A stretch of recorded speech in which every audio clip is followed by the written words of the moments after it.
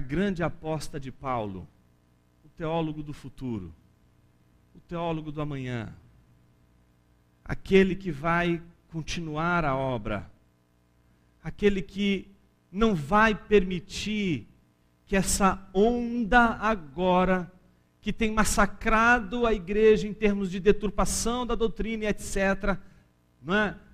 Vença ou tenha êxito, não é? Este, que é Timóteo, não é? Está sob a tentação da vergonha e da covardia. Eu acho que boa parte da máscara dos nossos teólogos atuais, que são zumbis, sem vida nenhuma, você cortar ali a oração deles, cortar o que eles produzem, não sai sangue, não tem vida naquilo ali. É a máscara da vergonha e da covardia. E eu acho que Timóteo nos serve como esse exemplo. De que maneira? De uma maneira bem rápida, eu queria apresentar 4 paradigmas que Paulo apresenta aqui a Timóteo. Está conversando com Timóteo, dizendo, olha, apresentou todo o problema. Estou preso, a Ásia me abandonou e tem um monte de herege dentro da igreja. Não bastasse isso, ele olha para Timóteo com vergonha dele e se acovardando na pregação do evangelho. Então Paulo vai apresentar alguns paradigmas para Timóteo. O primeiro paradigma, eu chamei aqui de Lloyd e Eunice, que é o paradigma da mãe. Quando você chama a mãe para conversa, o negócio fica estreito, não é isso? Paulo chega assim para Timóteo, assim, meu filho, lembra da sua mãe. Pronto, lembrou da mãe, o negócio fica estreito. Em que sentido? Veja do versículo 4 ao 11 o que diz do capítulo 1. Recordo-me das tuas lágrimas e desejo muito te ver, para encher-me de alegria. Também recordo a fé sincera que há em ti, que primeiro habitou em tua avó Lloyd, e em tua mãe Eunice, e estou certo de que também habita em ti. Por essa razão, lembro-te de que despertes o dom de Deus que há em ti, mediante a imposição das minhas mãos, porque Deus não nos deu espírito de covardia, mas de poder, de amor e de moderação. Portanto, não te envergonhes do testemunho de nosso Senhor, nem de mim, prisioneiro dele. Então imagine, a figura de Timóteo é a figura do, não é? Filhinho de peixe, peixinho é, não é? Filhinho de Paulo, Paulinho é. Olhavam para Timóteo e diziam assim, é Paulo que está aqui. E gente, não tem nada mais terrível para um teólogo do que a pressão popular. Ele fica igual Pedro quando vai negar Jesus. Imagina, eu não conheço, não sei quem é. Não, mas o teu jeito de falar denuncia. Não, não sei quem é. É interessante como diante da pressão popular a gente tem vergonha e a gente se cala, se acovarda, não denuncia, não protesta. Simplesmente a gente endossa o erro, endossa a falha, endossa o desrespeito com relação à doutrina e à Escritura. Então o que Paulo faz em primeiro lugar? Diz, olha, você não pode se envergonhar do Evangelho, você não pode se envergonhar porque eu estou preso. Lembra da sua mãe, a primeira coisa foi lembrar da mãe. Mostrar que ele tem uma história com Deus, que a mãe dele ensinou ele muito bem as sagradas letras, ensinou ele o caminho que ele tinha que andar.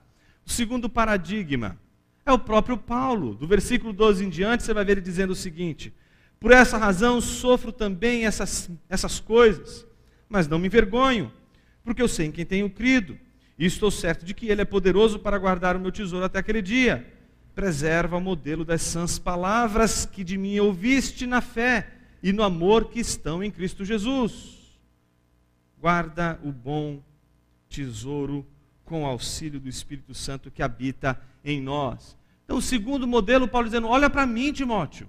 Eu teria todos os motivos do mundo para me envergonhar do Evangelho, porque isto parece um fracasso.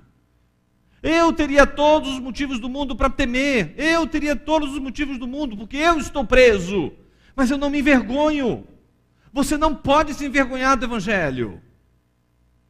Terceiro paradigma. O terceiro é quase um golpe baixo, irmãos.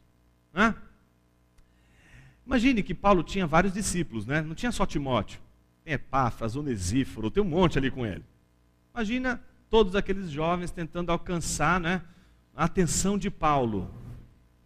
Imagina que Timóteo, suponha que Timóteo e Onesíforo disputassem a atenção de Paulo. Então, nessa carta, Paulo estava dizendo assim para Timóteo, 16, versículos 16 a 18. Eu vou ler como eu acho que soou esse terceiro paradigma para Timóteo, do versículo 16 ao 18.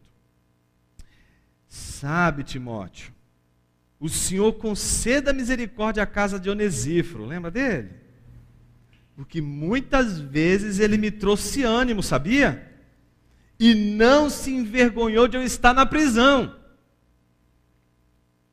Pelo contrário, você não sabe o que ele fez. Quando chegou em Roma, procurou-me com persistência e me encontrou. Acredita nisso? Que o Senhor lhe conceda que naquele dia obtenha misericórdia diante do Senhor. E bem sabes quantos serviços ele me prestou em Éfeso. Ou seja, o terceiro paradigma, Paulo está dizendo a Timóteo, você não tem razão para se envergonhar, porque Onesíforo também, quando olham para ele, me veem nele. Quando olham para Onesíforo, também dizem, olha, ele também é um dos nossos. Ele também é um dos seguidores de Paulo. No entanto, Onesíforo, mesmo assim, não teve vergonha do Paulo, não teve vergonha do Evangelho, não teve vergonha do encarcerado. E para finalizar, o quarto e último paradigma. 2 Timóteo, capítulo 2, versículo 15. Depois de chamar a mãe, chamar a si mesmo e chamar o colega, só falta quem, gente?